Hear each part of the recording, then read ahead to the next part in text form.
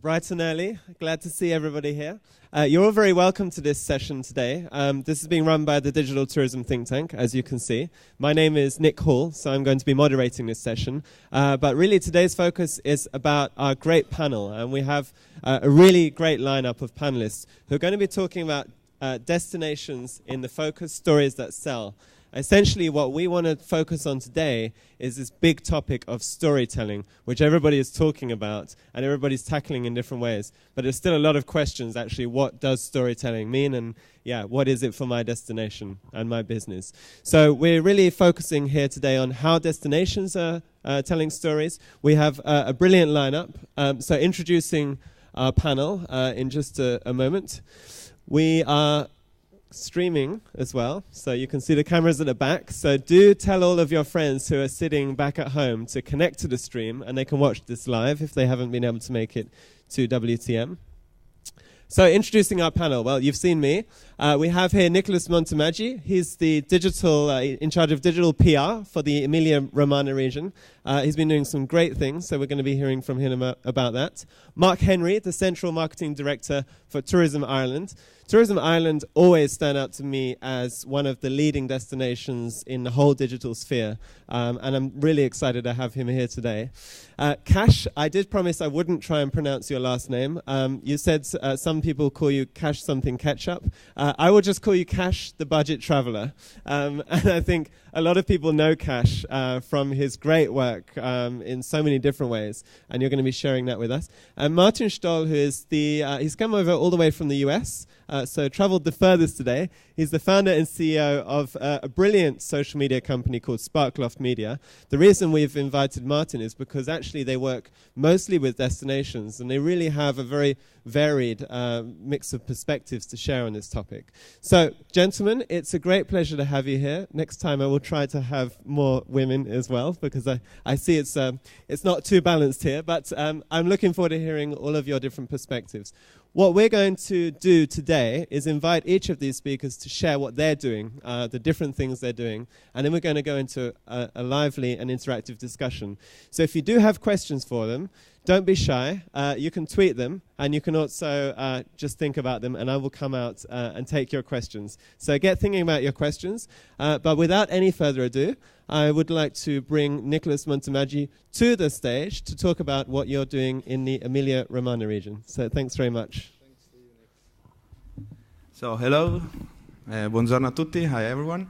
Like Nick said, I'm Nick as well.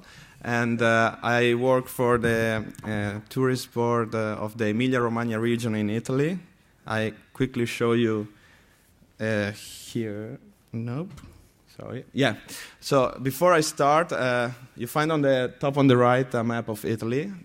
You see where the Emilia-Romagna region is located. So it's where Bologna lies, where all the good food and the fast cars of Italy come from, like Ferrari, Lamborghini, Parmesan, Parma ham, and so. I don't want to make you hungry now, but just a little bit about us. We started in 2011 with an internal digital and web strategy innovation department.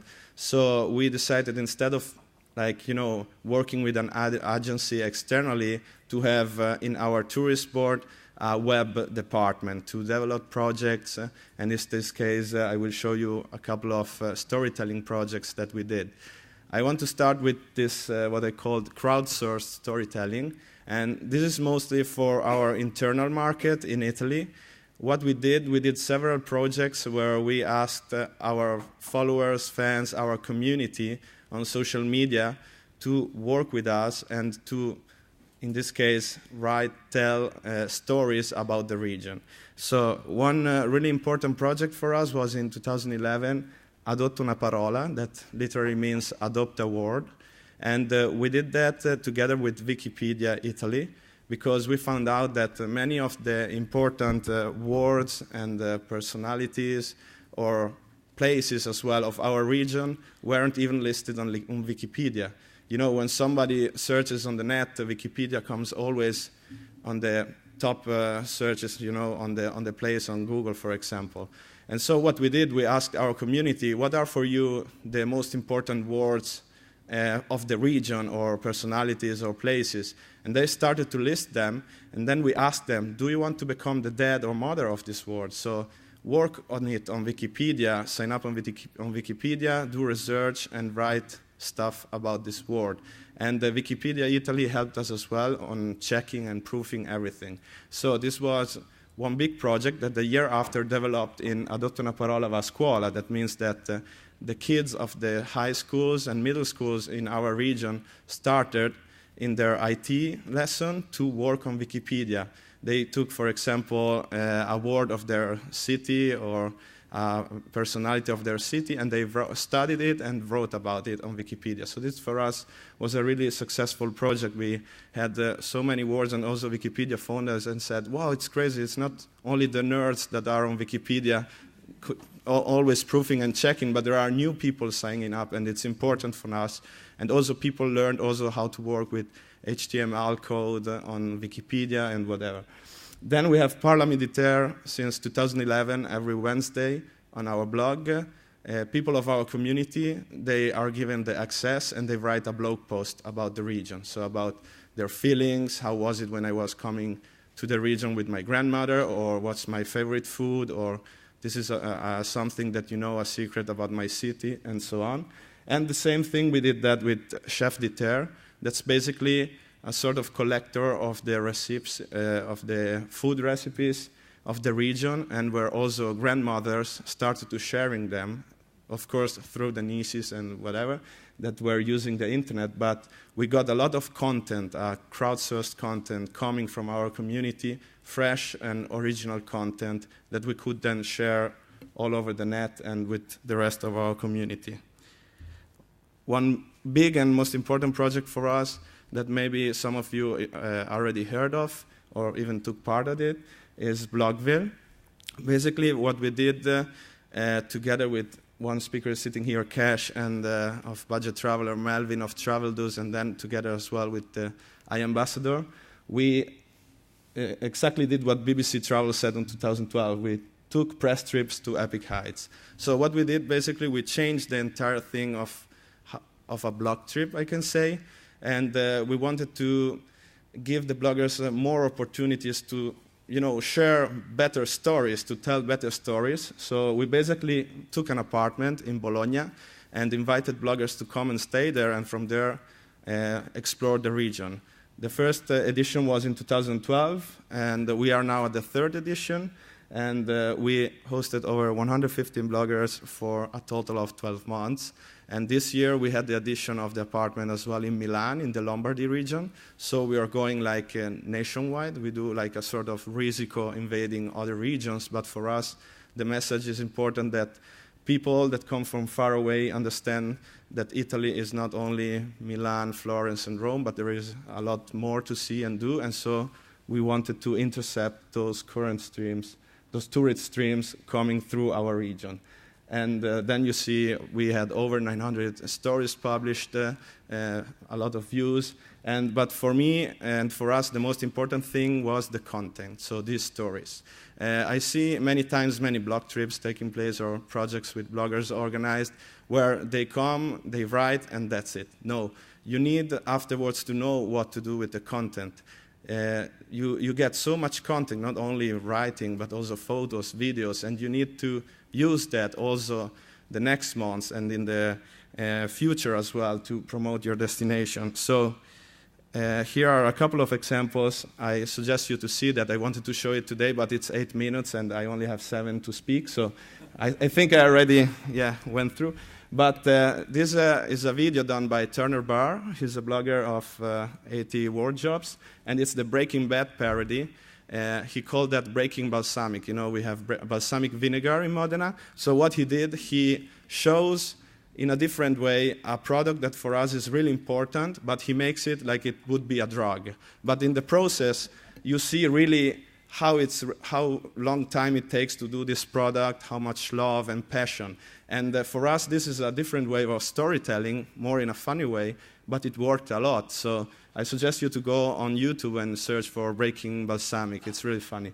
And another thing is that the thing that I'm holding here in the hand is that with all the best stories that came up, in this case in English, because we hosted bloggers coming as well from China, from Brazil, and Russia as well. And here we did an ebook together with the bloggers that we shared online for free.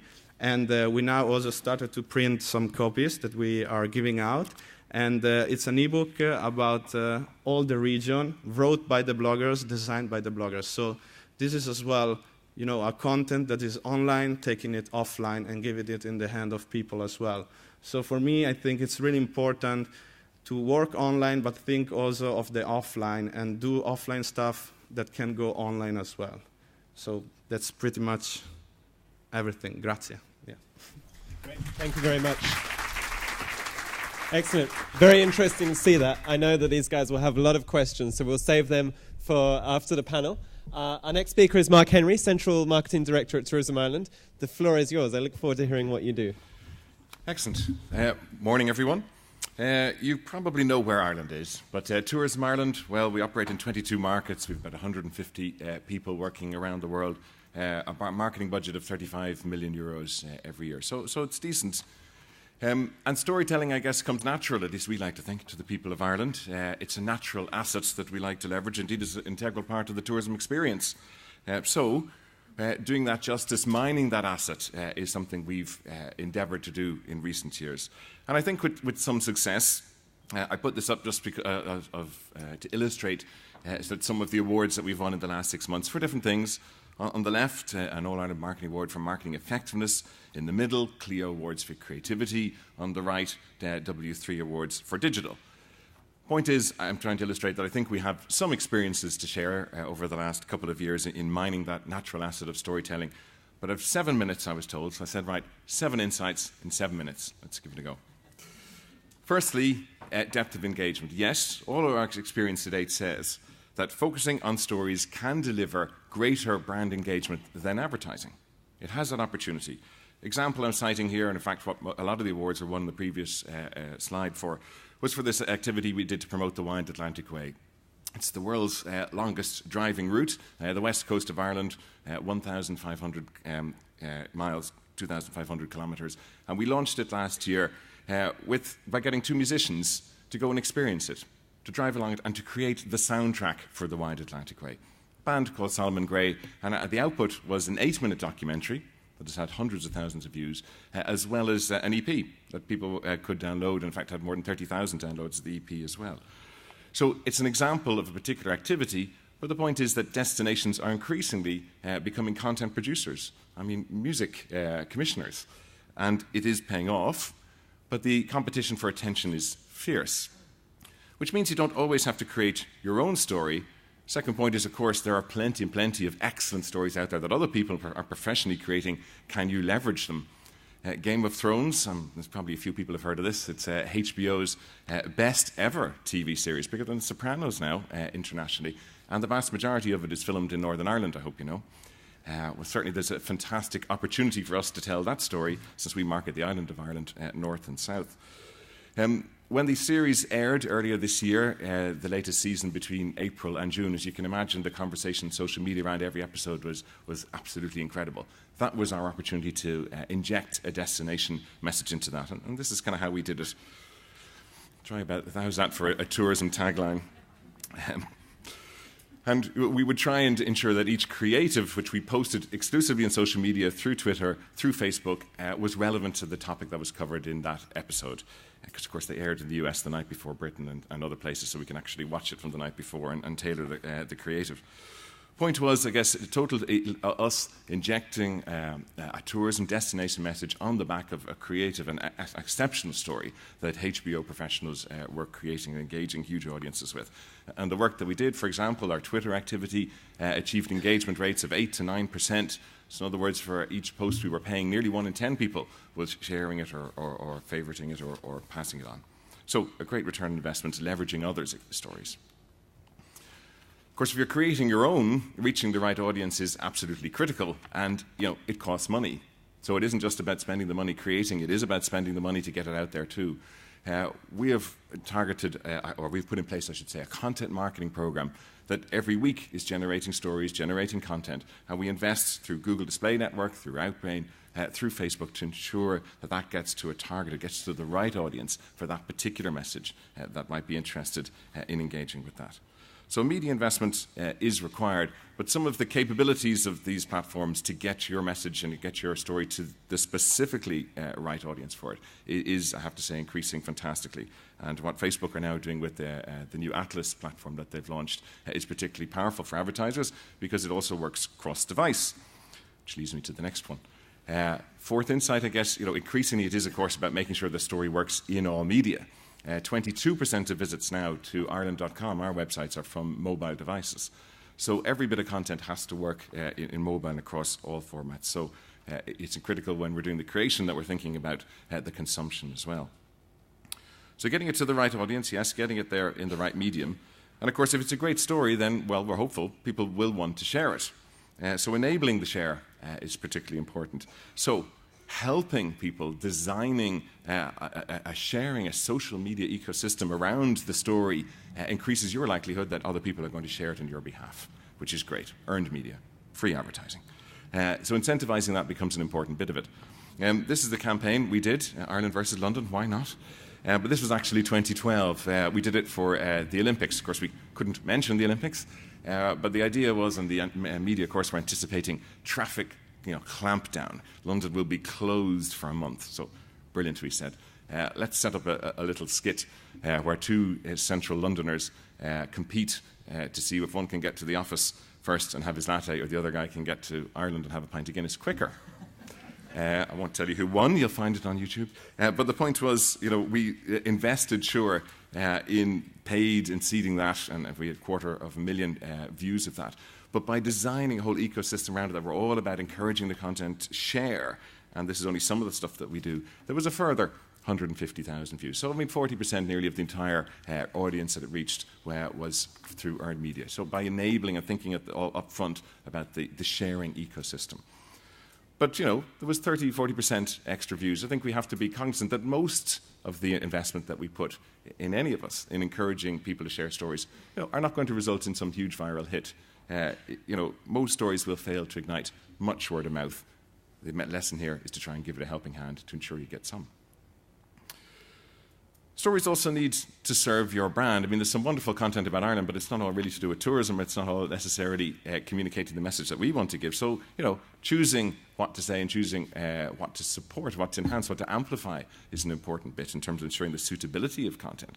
But what I'm saying in this slide as well is looking at how brands in general are also thinking about where to place and where to tell their stories. And the shift, as this slide illustrates in recent years, has been to increasingly centering stories on brands' own brand sites and moving away from centering them in social media. Of course, social media has a role to play in absolutely delivering that amplification, but centering it on your own site allows brands, allows destinations, therefore, to drive deeper engagement, additional content, and ultimately it gives more opportunities to convert the interest in that piece into another action that will be of benefit to your brand.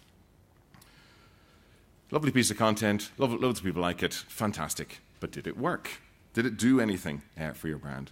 And of course, I think we have increasingly reached a point where destination marketers not only need to be great storytellers, but also performance marketing should demonstrate performance marketing excellence as well, because you need to know whether the 100,000 views of that really brought you any benefit. There's two ways that we're trying to tackle this.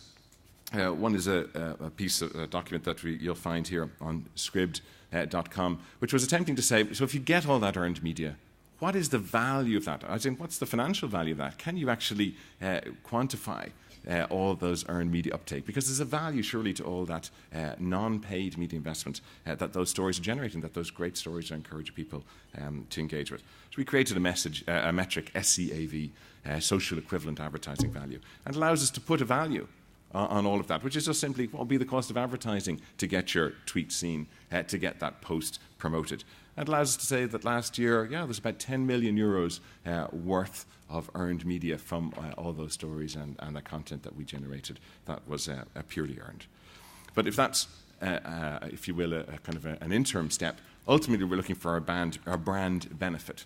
And work that we did with Millward Brown actually surveyed our social media audiences, and 65% of the audience said, since I have become a social media follower of yours, I am more likely to visit Ireland.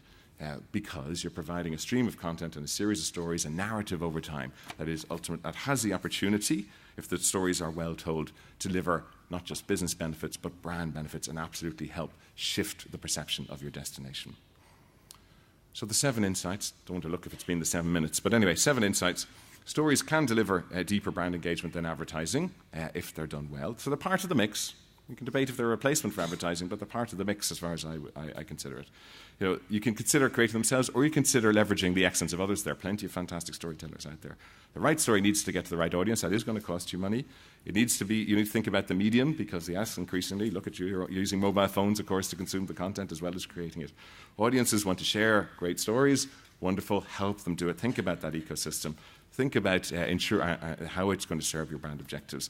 And then at the end of the day, measure and find out, did it work? And that'll inform your next suite of creative.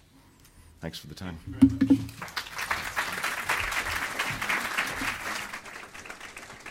So, Mark, great stories. I hope everybody in this room is also sharing the story of Tourism Ireland on Twitter. Next up, Cash, the budget traveller. You've been working with so many destinations that I think I'll leave the storytelling to you. So the floor is yours. Thank you very much. Thanks very much. So, my name is Cash. Just simply remember me as Cash, but with a K. I don't know if is this working? Yeah. Okay. No. We got monkeys, baboons, hair. It's always the tech people who screw up the technologies. Here we go. Cool. Yeah. So my name's Cash. I run a blog called The Budget Traveller, which is all about how to travel in style on a budget. I've been doing it for 5 years. This is my 5th WTM. And never in my dreams would I ever imagine 5 years from coming to WTM I would be addressing an audience full of so many wonderful people here. So thank you for coming. My approach to storytelling is a huge challenge, because we live in a day and age where we all have this wonderful contraption called the mobile phone.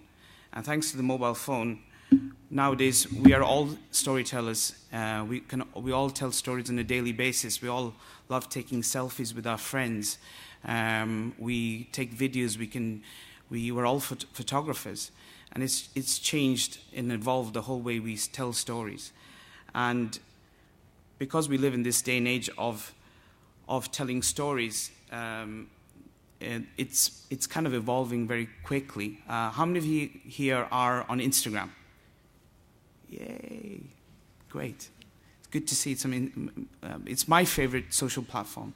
There's obviously so many social platforms now. But Instagram is one of my favorite tools. And it's one of the tools we use as bloggers when it comes to telling stories, because, as you know, a picture says 1,000 words. This picture actually is from Limerick, from the Limerick Giants Festival. I didn't know that Mark was going to be on the panel, by the way. It's completely a coincidence. So this is the Giants Festival. This was the highlight of the Limerick City of Culture this year. And one of the bloggers, Michael Turtle, I don't know if he's in the room, he was the person, and basically had this huge giant walking the streets of Limerick. And we used Instagram as one of the tools for a very cool storytelling project, which I'm going to focus on in my brief talk, which is called Must Love Festivals. So whenever it comes to on my blog, or I think with most bloggers, we're always trying to find a story or an angle about how we can tell the story of a destination better. And as I said, I've been 5 years blogging, and as you know, there's a lot of blogs out there. I think there's about 152 million blogs out there.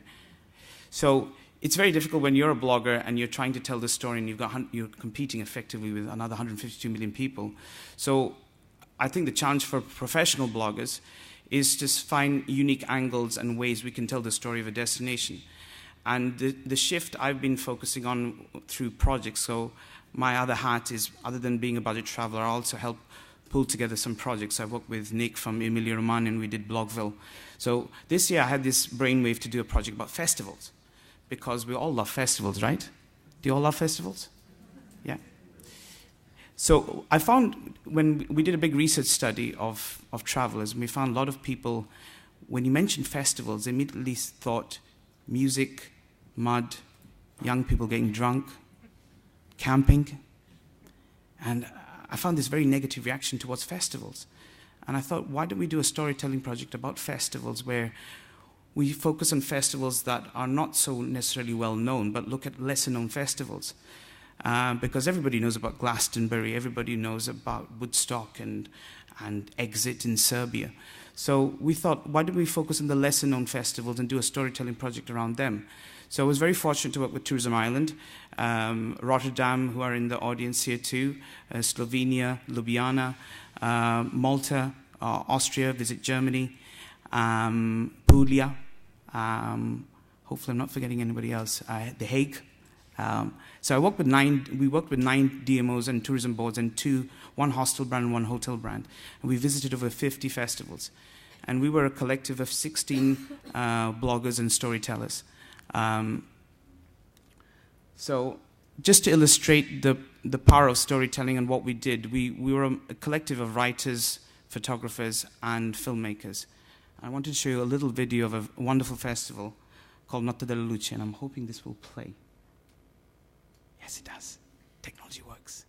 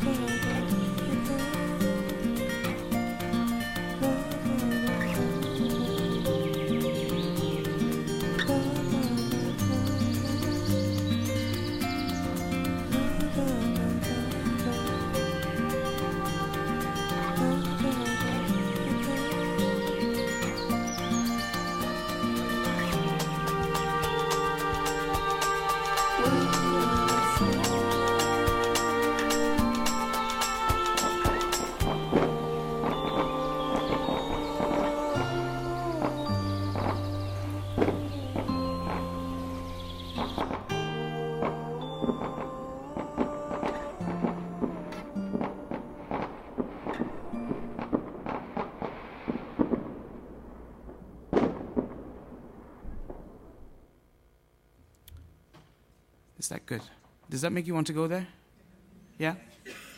And that's the evolution of storytelling. Storytelling is becoming more and more visual. And travel is an emotional sell. So when you are thinking of working with bloggers, the best way to work with bloggers is to give them the complete emotional freedom to explore the destination. So when we did this festivals project, it was all about setting the bloggers free and giving them the complete freedom to create their own itinerary. And that was the joy of working with these destinations and these festivals. By the way, if you want to know the blogger, that's Bridges and Balloons. Victoria and Steve Kennedy. Steve Kennedy is actually an award-winning filmmaker. He has a film on climate change that will be he's produced, which will be premiering at the Sundance Film Festival. So a little bit about the impact. The project has just wrapped up. We just finished our last festival in Malta just a matter of 2 weeks ago, called the Birgu Fest. So we're still producing content as we speak. But so far we've had 86 articles published. We've got 40 more articles. I forgot to mention our wonderful partners, Expedia. Expedia supported the project because festivals is a very important demographic and something of great interest for their customers. So they were the main sponsors, and we are creating an individual piece of content from every festival for this project. We have a website we created because obviously we are 15 bloggers, so we wanted to house all the content on one platform. So we created a site called musclefestivals.com where you can find out all about the festivals we visited this year. And it has already 145,000 page views, and it's reached 75,000 unique visitors.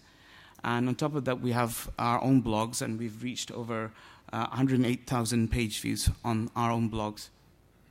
The other part of the storytelling process is obviously we have Twitter, social networks, and real-time storytelling is a great way of getting the message out of the festival while the blog is at the destination. So using Instagram, using Twitter, Facebook, we've reached over 45.7 million impressions. That's a reach of 1.4 million people across the whole world. So that's a brief summary. I only had 7 minutes, but... Thank you very much. Oh, perfect. So really, really nice to see the work you're doing there. Now we're going to hear, let me just get this back up. Now we're going to hear from another perspective, somebody who's worked with many, many destinations and businesses, in particular on storytelling.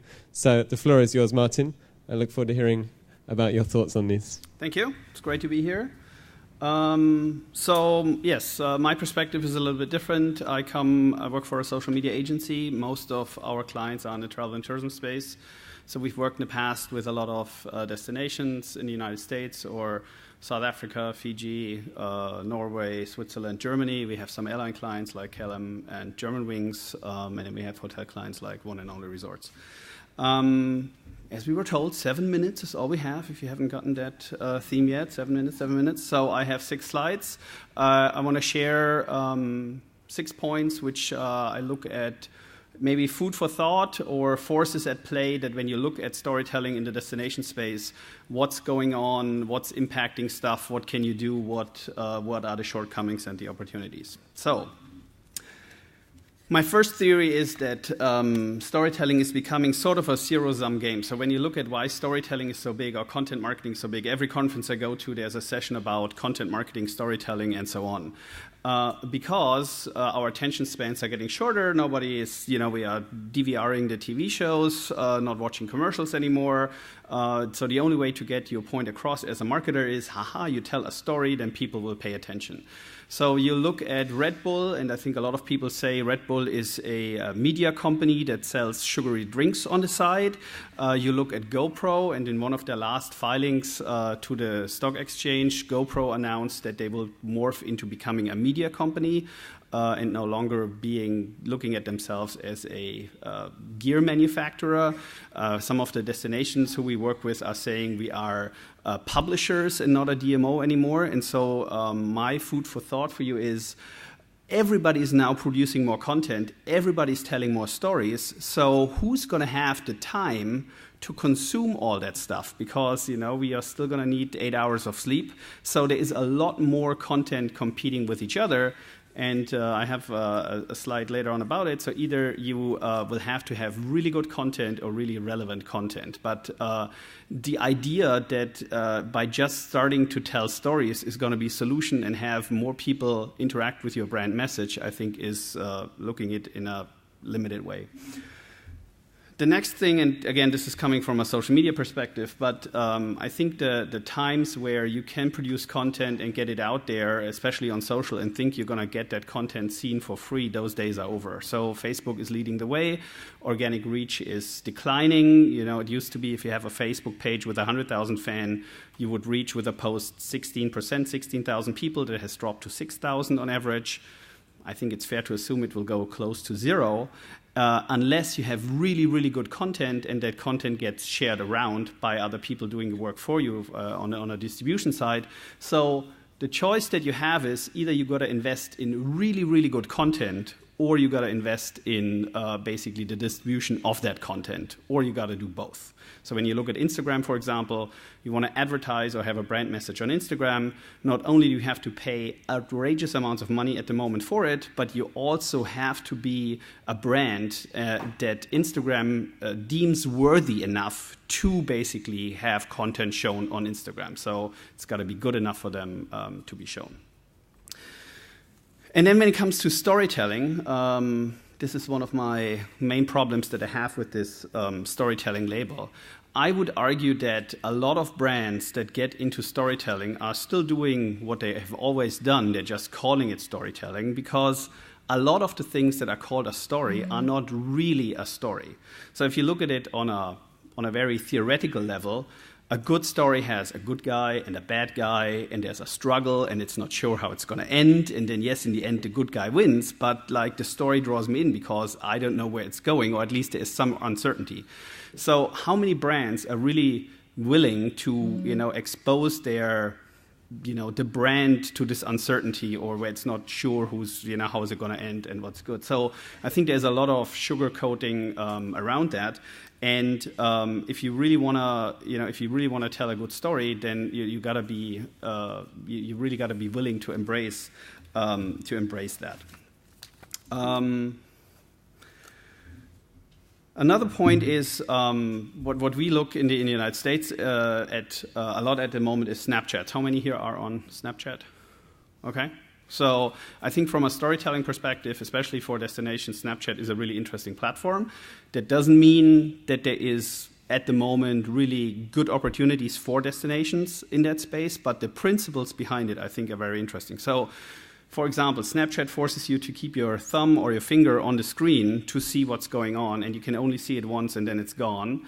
So that's sort of forcing you to pay attention to what's going on, combating that, I'm going to click away. And the Snapchat has some interesting features around with My Stories, where you can really follow along for a day, for 24 hours, and see what somebody's doing, or where you can see how people are geofencing an event. They did it for the New York Marathon, for example, and you see all the snaps from that event around it. And so there's some different storytelling opportunities around that. And my second to last point is that I think story relevance will beat story quality. So I talked earlier about you either have to invest in content, or you have to invest in getting your story, producing the story, or paying to get the story seen. So what I mean with story relevance beating story quality is, one of my colleagues always has when we talk about content curations, he says, well, you have to think about it like a curator for a museum. So you can go to the Tate Modern here and you can see amazing artwork.